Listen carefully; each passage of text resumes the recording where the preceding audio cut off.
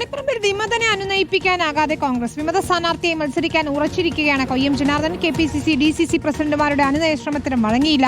ശനിയാഴ്ച മുതൽ ജനാർദ്ദൻ സ്ഥാനാർത്ഥി പര്യടനം നടത്തും. അർജുൻ കല്യാടാണ് ചേരുന്നത്.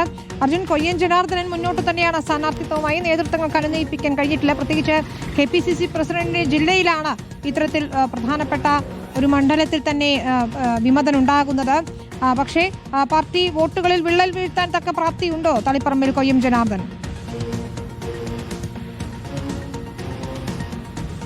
വിനീത, തീർച്ചയായിട്ടും അത് തന്നെയാണ്. KPCC പ്രസിഡന്റ് സണ്ണി ജോസഫിന്റെ ജില്ല കൂടിയാണ് കണ്ണൂർ. ആ കണ്ണൂരിലാണ് ഇപ്പോൾ അനുനയിപ്പിക്കാൻ വേണ്ടി കഴിയാത്ത ഒരു വിമത ശല്യം കോൺഗ്രസിനെ അലട്ടുന്നത്. കഴിഞ്ഞ ദിവസങ്ങളിൽ പോലും കൊയ്യം ജനാർദ്ദനുമായി DCC പ്രസിഡന്റും KPCC പ്രസിഡന്റും ഒക്കെ തുടർച്ചയായ രീതിയിൽ തന്നെ സംസാരിച്ചിരുന്നു. പക്ഷേ ആ അനുനയ ശ്രമങ്ങൾക്കൊന്നും തന്നെ കൊയ്യം വഴങ്ങാൻ തയ്യാറായിട്ടില്ല എന്നുള്ളതാണ് ഈ ഘട്ടത്തിൽ നമുക്ക് ലഭ്യമാവുന്ന വിവരം. കൊയ്യവുമായി നമ്മൾ ഫോണിൽ സംസാരിച്ചിരുന്നു. എന്തായാലും പറയാനുള്ള കാര്യങ്ങളെല്ലാം നാളെ നാമനിർദ്ദേശ പത്രിക പിൻവലിക്കാനുള്ള അവസാന തീയതിയാണ്.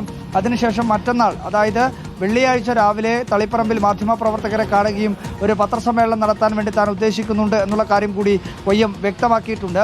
മറ്റന്നാൾ മുതൽ, അതായത് ശനിയാഴ്ച മുതൽ തന്നെ മണ്ഡലത്തിൽ പര്യടന പ്രവർത്തനങ്ങൾ നടത്താൻ വേണ്ടിയിട്ടുള്ള പ്രാഥമികമായ ആലോചനയും ഒരുക്കങ്ങളും ഒക്കെ തന്നെ പൂർത്തിയാക്കിയിട്ടുണ്ട് എന്നുള്ള കാര്യം കൂടി കൊയ്യം ജനാർദ്ദൻ വ്യക്തമാക്കുന്നുണ്ട്. നേരത്തെ തളിപ്പറമ്പിലും പയ്യന്നൂരിലുമൊക്കെ വിമത ഭീഷണി ഉയർത്തിയിട്ടുള്ള യൂത്ത് കോൺഗ്രസ് നേതാക്കളെ അനുനയിപ്പിക്കാൻ വേണ്ടി നേതൃത്വത്തിന് കഴിഞ്ഞിരുന്നു. പക്ഷേ കൊയ്യം ജനാർദ്ദനെ അനുനയിപ്പിക്കാൻ വേണ്ടി കഴിഞ്ഞിട്ടില്ല. അതുകൊണ്ട് തന്നെ കൊയ്യം ജനാർദ്ദന സ്ഥാനാർത്ഥിത്വവുമായി മുന്നോട്ട് പോവുകയാണ് എന്നുള്ളതാണ്, അല്ലെങ്കിൽ പിൻവാങ്ങാൻ വേണ്ടി തയ്യാറല്ല എന്നുള്ളതാണ് അദ്ദേഹം നിലപാട് വ്യക്തമാക്കുന്നത്. വിനീത, ശരി. തളിപ്പറമ്പ് മണ്ഡലത്തിൽ ഏതായാലും മത്സരിക്കാൻ ഉറച്ചു തന്നെയാണ് കോൺഗ്രസ് വിമതൻ കൊയ്യം ജനാർദ്ദൻ. അർജുൻ കല്യാൺ വിശദാംശങ്ങൾ നൽകിയത്.